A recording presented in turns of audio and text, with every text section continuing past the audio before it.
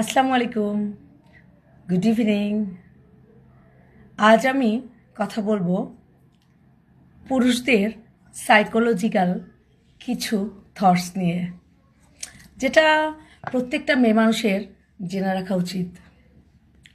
পুরুষ মানুষ, তাকে ডিফাইন করার ক্ষমতা আমার নাই, কিন্তু আমি যতটুকু বুঝি বা বুঝেছি তাতে পুরুষ মানুষ সবসময় রহস্যময় কিছু অথবা মিস্টেরিয়াস পছন্দ করেন।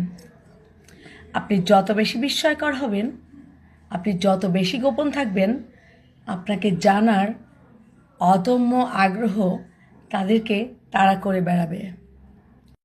আপনাকে জানার জন্য সে আপনার পিছনে ছুটবে, সময় দিবে।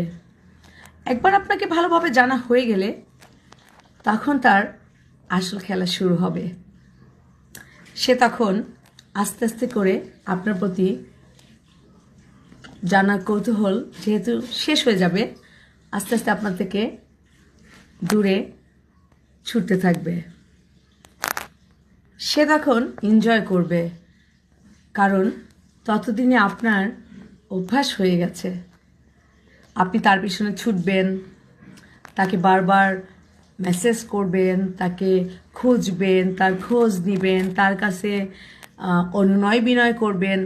আপনি জানেন বিষয়টা পুরুষ মানুষ ভীষণ এনজয় করে।